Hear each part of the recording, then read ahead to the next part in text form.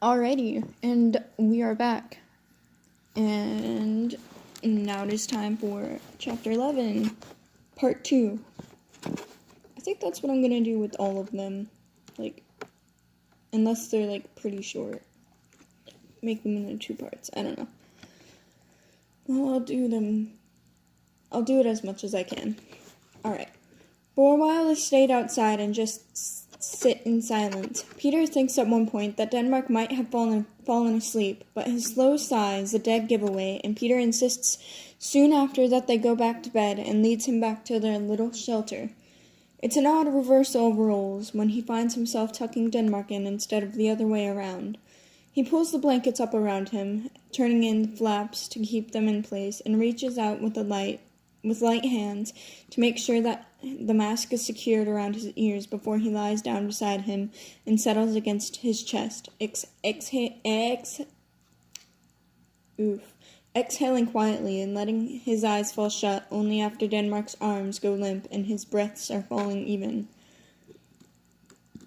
It's a strange feeling when he realizes that he's holding Denmark's hand. For as long as they've been traveling together, it's always been Denmark who has held his hand whenever they walk or rest. He isn't sure if it makes him proud of himself or even more afraid. It takes them 2 more days to find the highway and another week of camping out in burnt-out old buildings and dilapidated churchyards before they finally have to stop in a big city to scavenge for food. They've tried to be as sparse as possible with their rations, and at first they kept their meals down to 1 per day, but are unable to keep that routine for more than a day with the amount of walking and climbing necessary in their trek toward Poland.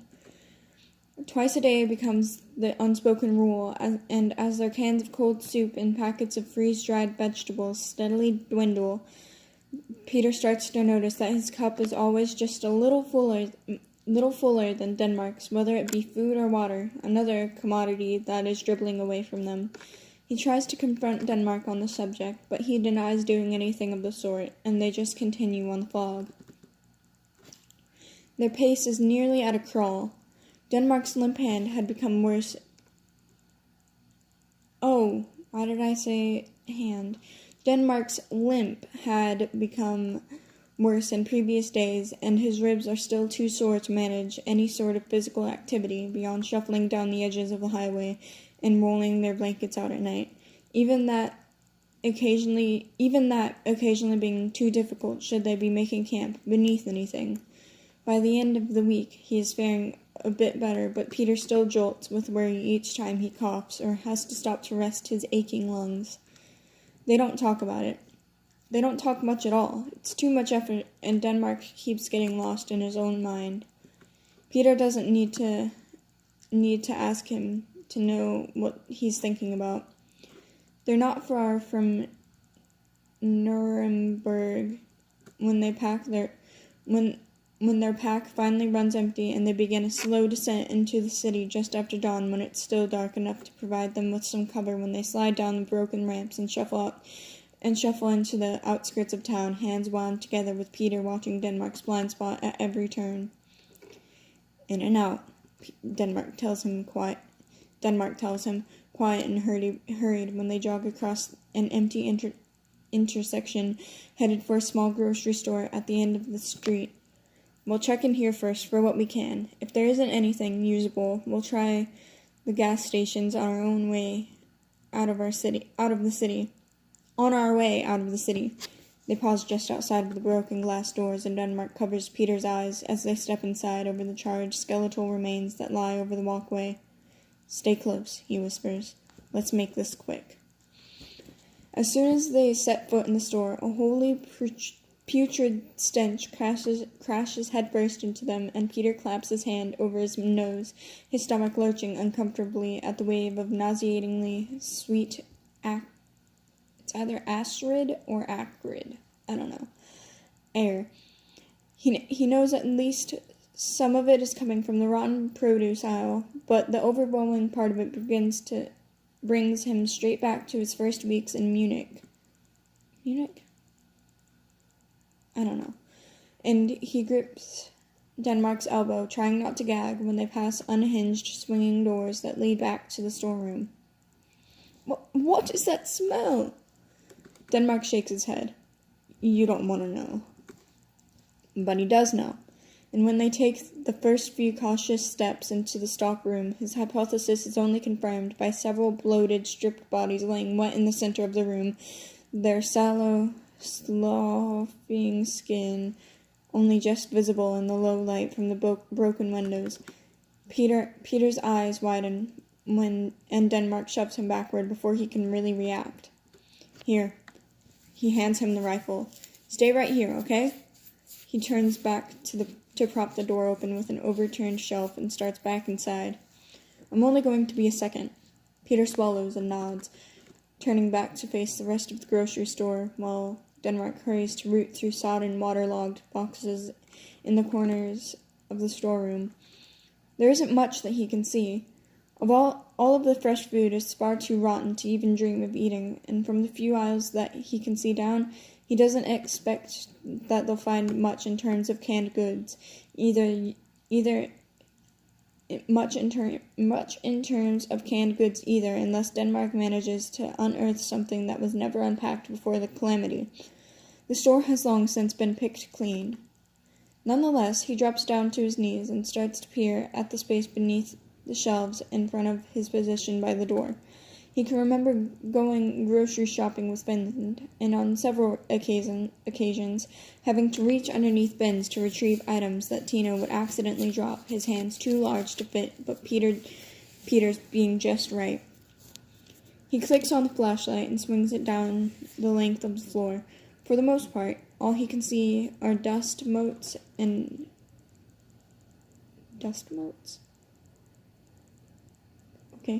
And bits of rock and concrete, but at the far end, the light reflects off of something, and he curiously crawls forward to retrieve it, grimacing when his wrist drags across the waxy surface of the linoleum floor.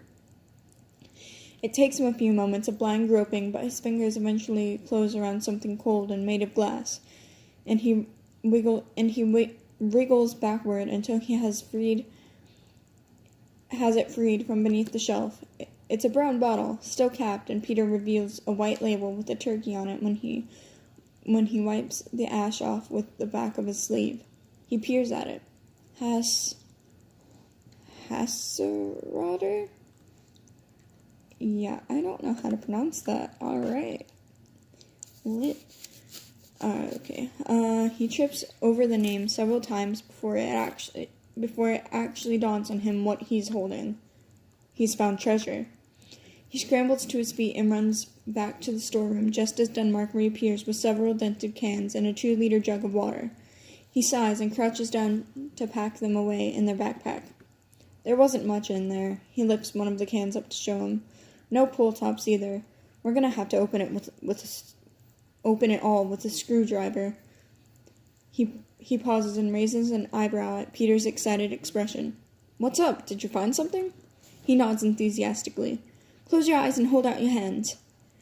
Denmark smirks and straightens up. He closes his eyes and holds his hands out just enough for Peter to press the bottle into his grip, grinning and bouncing on the balls of his feet as he watches Denmark's fingers curl around the neck. This, he doesn't open his eyes, had better not be a trick. It's not. Denmark blinks and his face breaks out into a wide smile. You've got to be fucking kidding me. You found beer? It was under the shelf over there. He points. There wasn't any more, but someone must have missed this one. He turns back to Denmark. You like beer, right? Denmark turns the bottle over in his hands and laughs. I love beer. If I could sustain myself only on beer, I would. He grins again.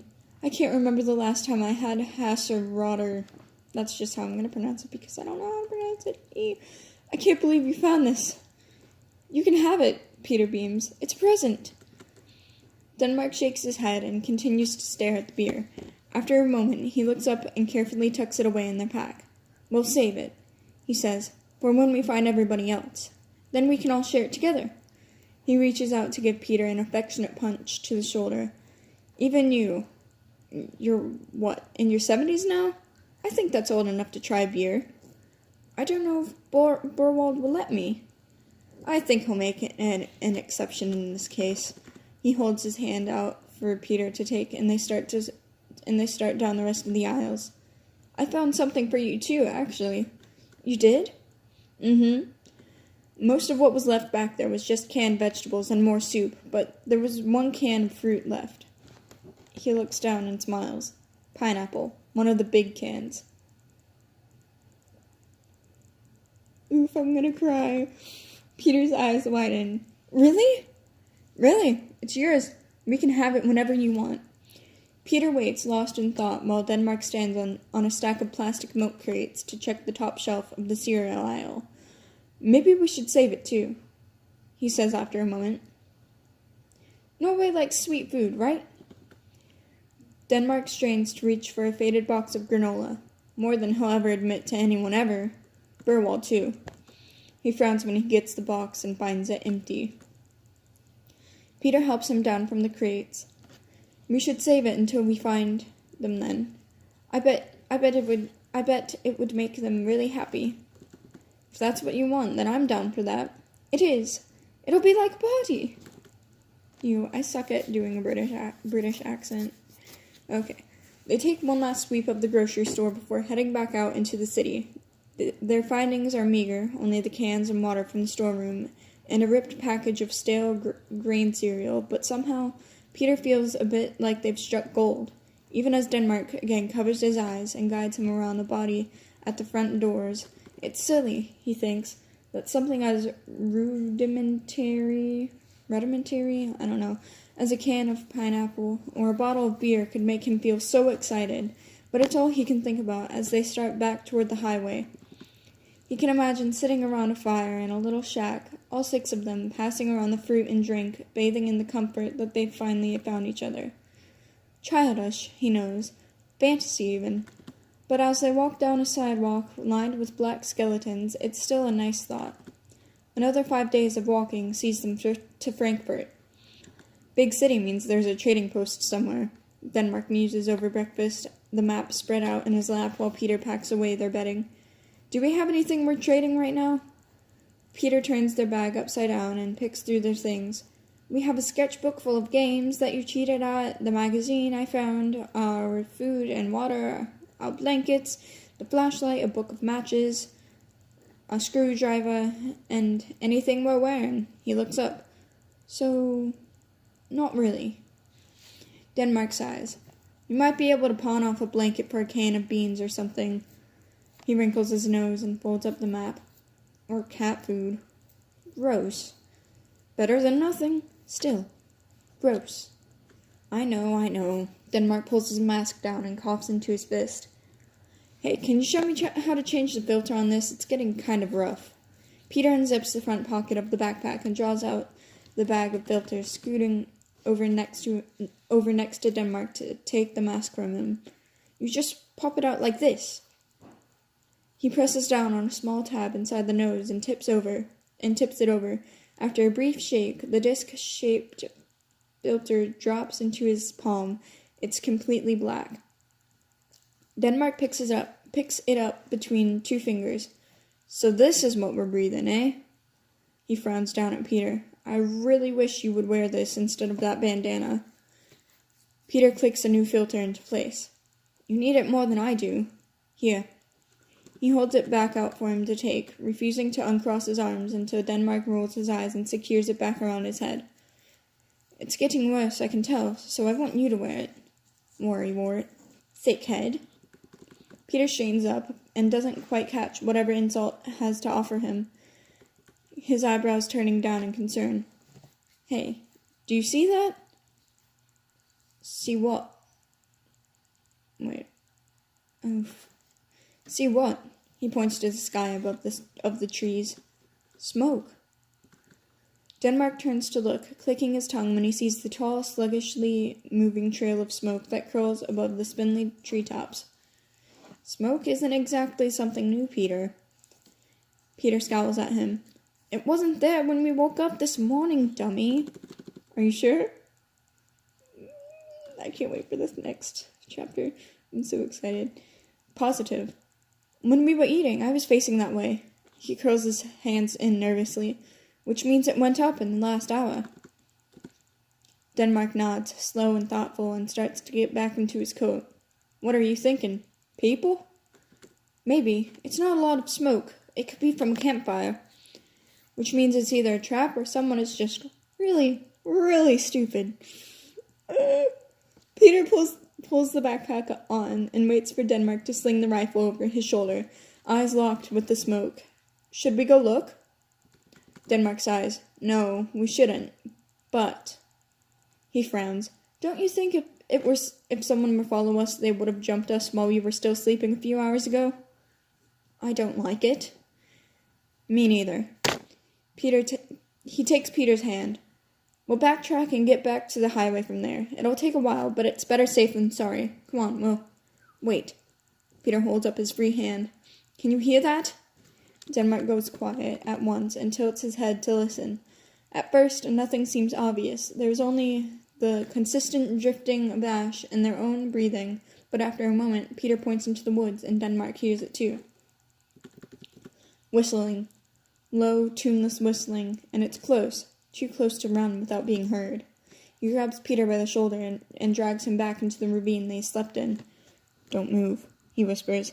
He pulls the rifle to his side and slowly shifts on his stomach just as the bushes above them rustle and the whistling becomes much more clear, footsteps falling into the clearing. Peter bites his lip. Already he is fearing a repeat of the showdown in the schoolyard. His whole body going hot despite the cold, damp leaves, and he has to ball his hands into tight fists to keep his arms from trembling. You can hear twigs snapping and dirt shifting, and the whistle goes a little higher, reaching some wordless chorus if the sudden energy behind it is any indication. Almost at once, though, Denmark looks confused. He has heard the song before. It's upbeat, weird, and out of place given the circumstances, and he can't quite place it, but he is absolutely certain he's heard it at least once or twice. Somewhere in the back of his head, he knows words. He knows the words. Words coming up from a radio, coming through the speakers of an old Ford pickup truck. John Denver, he realizes. Country roads. What the fuck is a John Denver song doing in Frankfurt? I'm sorry, I'm getting excited now. He glances down at Peter and places an index finger to his lips, motioning for him to keep quiet, and carefully begins to pull himself up to peer over the edge as the footsteps slow and the whistling picks up. Peter's eyes widen, and he tries to pull Denmark back, but his hand is easily evaded, and Denmark manages to catch a glimpse back into the clearing. He drops back down immediately, a startled look plastered onto his face, blinking in disbelief several times before he crawls back up for a second, slowly getting to his feet, much to Peter's horror, exposing himself completely. Alfred? The whistling stops and there's a long, empty pause before Denmark goes flying backwards into the ditch. Oh, yes! I've been waiting for this part. I've been waiting so long. I'm so excited. Oh my god. I'm so excited. I'm sorry. I love America so much. Oh my god. Okay, well, that's it for chapter 11. Not sure when I'm gonna get the next part out, but that's it for now. But I will see you all later. Have a good day or night. And we finally met Alfred. Oh, and this is the end of chapter 11. So, bye-bye.